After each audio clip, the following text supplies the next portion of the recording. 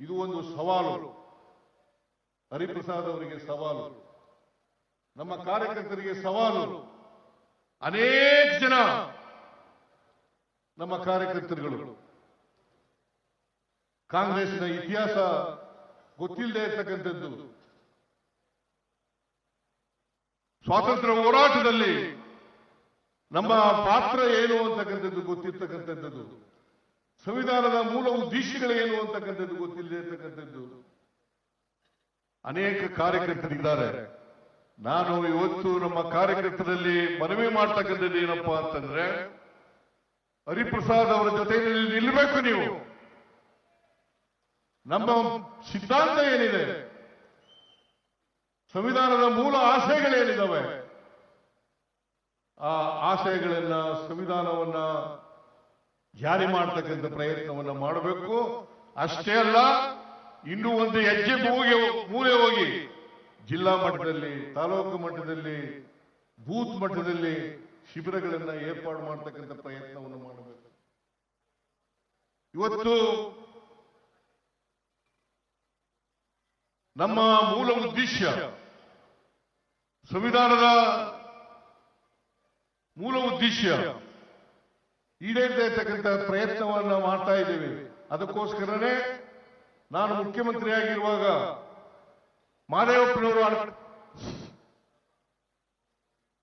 ಮಾದೇವಪ್ಪನವರು ಸಮಾಜ ಕಲ್ಯಾಣ ಮಂತ್ರಿಯಾಗಿ ಅನೇಕ ಸಂವಿಧಾನದ ಪ್ರಿಯಾಂಬಲ್ ಅನ್ನು ಓದಿಸ್ತಕ್ಕಂಥ ವಿದ್ಯಾರ್ಥಿಗಳಿಗೆ ಕೆಲಸವನ್ನು ಮಾಡಿದರು. ಇದರ ಉದ್ದೇಶ ಸಂವಿಧಾನ ಎಲ್ಲರಿಗೂ ಕೂಡ ಗೊತ್ತಾಗಬೇಕು, ಸಂವಿಧಾನದ ಮೂಲ ಉದ್ದೇಶಗಳು ಗೊತ್ತಾಗಬೇಕು, ನಮ್ಮ ಸಮಾಜದ ಅಲ್ಲಿರ್ತಕ್ಕಂಥ ಬಹುತ್ವವನ್ನು ಕಾಪಾಡ್ತಕ್ಕಂಥದ್ದು ಅತ್ಯಂತ ಅವಶ್ಯ ಅಂತಕ್ಕಂಥ ಮಾತುಗಳನ್ನು ಹೇಳಲಿಕ್ಕೆ ಬಯಸ್ತಾ ಇದ್ದೇನೆ. ನನಗೆ ಸಂಪೂರ್ಣ ವಿಶ್ವಾಸ ಇದೆ, ಹರಿಪ್ರಸಾದ್ ಅವರು RSS ನ ವಿರುದ್ಧವಾಗಿ, ಬಿಜೆಪಿಯ ವಿರುದ್ಧವಾಗಿ ಪ್ರಯತ್ನವನ್ನ ಮಾಡ್ತಾ, ಹೋರಾಟದ ಪ್ರಯತ್ನವನ್ನ ಮಾಡ್ತಾ ಇದ್ದಾರೆ. ಆ ಪ್ರಯತ್ನ ನಮ್ಮ ಕಾರ್ಯಕರ್ತರು, ಎಲ್ಲ ಕಾರ್ಯಕರ್ತರಲ್ಲೂ ಕೂಡ ಬರಬೇಕು. ಆ ಪ್ರಯತ್ನ ಎಲ್ಲ ಕಾರ್ಯಕರ್ತರಲ್ಲೂ ಪ್ರಯತ್ನ ಮಾಡಬೇಕು. ಈ ಪ್ರಯತ್ನ ಮಾಡಿದಾಗ ಮಾತ್ರ ನಾವು ದೇಶವನ್ನು ಉಳಿಸಲಿಕ್ಕೆ, ಸಂವಿಧಾನವನ್ನು ಉಳಿಸಲಿಕ್ಕೆ ಸಾಧ್ಯ ಆಗ್ತದೆ ಅಂತಕ್ಕಂಥ ಮಾತುಗಳನ್ನು ಈ ಸಂದರ್ಭದಲ್ಲಿ ಹೇಳಲಿಕ್ಕೆ ಬಯಸ್ತಾರೆ. ಅದನ್ನು ಮಾಡಲೇಬೇಕು. ಹಾಗೆ ಇಲ್ಲದೆ ಹೋದರೆ ಬಿಜೆಪಿ ಸುಳ್ಳುಗಳ ಮೂಲಕ ಸಾಮಾಜಿಕ ಜಾಲತಾಣದ ಮೂಲಕ, ಆಮೇಲೆ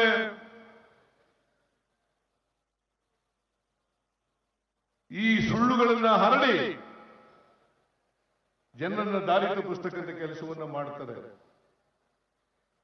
ಜಾತಿ, ಧರ್ಮ, ಒಂದು ರಾಷ್ಟ್ರ, ಒಂದು ನೇಷನ್, ಒಂದು ಚುನಾವಣೆ ಅಂತಕ್ಕಂಥ ಮಾತುಗಳನ್ನು ಹೇಳಿ ಅವರು, ಯಾಕಂತಂದ್ರೆ ಕೊನೆಯಲ್ಲಿ ಡಿಕ್ಟೇಟರ್ಶಿಪ್ನಲ್ಲಿ ನಂಬಿಕೆ ಇಟ್ಕೊಂಡಿರ್ತಕ್ಕಂಥವರು ಭಾರತೀಯ ಜನತಾ ಪಕ್ಷದವರು.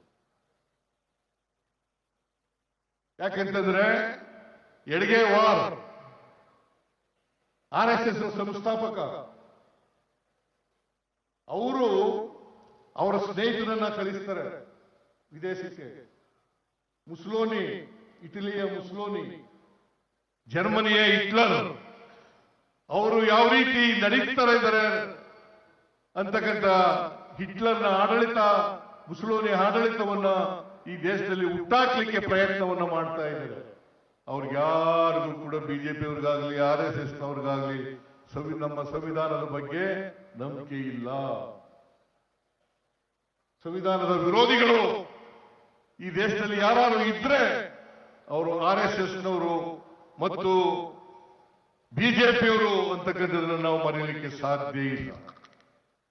ಅದಕ್ಕೋಸ್ಕರ ಹಿಂದೂ ರಾಷ್ಟ್ರ ಮಾಡ್ಲಿಕ್ಕೆ ಹೊರಟಿದ್ದಾರೆ.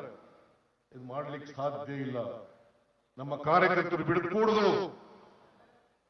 ನಾವು ಯಾವತ್ತೂ ಕೂಡ ಬಹುತ್ವದ ಪರವಾಗಿರ್ತಕ್ಕಂಥವರು, ಬಹುತ್ವವನ್ನ ರೂಪಿಸ್ತಕ್ಕಂಥ ಕೆಲಸವನ್ನ ಮಾಡ್ತಕ್ಕಂಥದ್ದು ಅದನ್ನ ಮುಂದುವರಿಸತಕ್ಕಂಥ ಕೆಲಸವನ್ನು ಮಾಡ್ತಕ್ಕಂಥದ್ದು.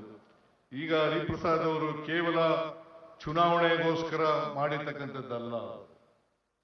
2028, 29 ಆ ಚುನಾವಣೆ ಅಲ್ಲ, ಅದಕ್ಕಿಂತ ಮಿಗಿಲಾಗಿ ನಮ್ಮ ಪಕ್ಷದ ಸಿದ್ಧಾಂತ ಗೊತ್ತಾಗಬೇಕು, ಇತಿಹಾಸ ಗೊತ್ತಾಗಬೇಕಲ್ಲ, ಪಕ್ಷದ ಇತಿಹಾಸ ಗೊತ್ತಾಗಬೇಕಲ್ಲ. ಅನೇಕ ಜನ ಸೆಕ್ಯುಲರಿಸಂಗೆ ನಂಬಿಕೆ ಇಲ್ಲತಕ್ಕಂಥವರಿದ್ದಾರೆ. ಇದನ್ನ ಗಟ್ಟಿಗೊಳಿಸ್ತಕ್ಕಂಥ ಪಕ್ಷವನ್ನ ಗಟ್ಟಿಗೊಳಿಸ್ತಕ್ಕಂಥ ಪಕ್ಷದ ಸಿದ್ಧಾಂತವನ್ನ ಗಟ್ಟಿಗೊಳಿಸ್ತಕ್ಕಂಥ ಕೆಲಸವನ್ನ ಮಾಡಬೇಕು. ಈ ಕೆಲಸ ಹರಿಪ್ರಸಾದ್ ಮಾಡ್ತಾರೆ ಅಂತಕ್ಕಂಥ ನಂಬಿಕೆ ಇದೆ, ವಿಶ್ವಾಸ ಇದೆ. ಯಾಕೆಂದ್ರೆ ಅವರ ಹೋರಾಟನ ನೋಡಿದ್ದೀನಿ ನಾನು. ಅವರು ಯಾವತ್ತೂ ಕೂಡ RSS ವಿರುದ್ಧವಾಗಿ, ಬಿಜೆಪಿ ವಿರುದ್ಧವಾಗಿ, ಕೋಮುವಾದಿ ವಿರುದ್ಧವಾಗಿ ಕೆಲಸ ಮಾಡ್ತಕ್ಕಂಥ ವ್ಯಕ್ತಿ ಅಂತಕ್ಕಂಥದನ್ನ ನಾನು ಅರ್ಥ ಮಾಡ್ಕೊಂಡಿದ್ದೀನಿ. ಅದರಿಂದ ಇವತ್ತು ಪುನರ್ನಿರ್ಮಾಣ ಆಗ್ಬೇಕು. ಮತ್ತೆ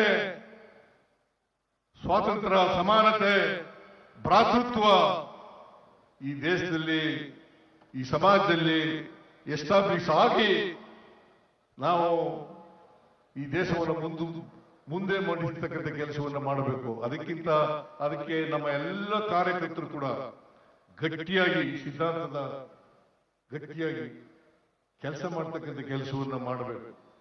ಇದರಿಂದ ಬರೀ ಕಾರ್ಯಕರ್ತರು ಕಾಂಗ್ರೆಸ್ ಪಕ್ಷಕ್ಕೆ ಬೆಂಬಲವನ್ನು ಕೊಡೋದರ ಜೊತೆಗೆ, ಸಿದ್ಧಾಂತಕ್ಕೆ ಬದ್ಧತೆಯನ್ನ ಪ್ರದರ್ಶನ ಮಾಡತಕ್ಕಂಥ ಕೆಲಸವನ್ನ ಮಾಡಬೇಕು. ಆ ಕೆಲಸವನ್ನ ಮುಂದಿನ ದಿನಗಳಲ್ಲಿ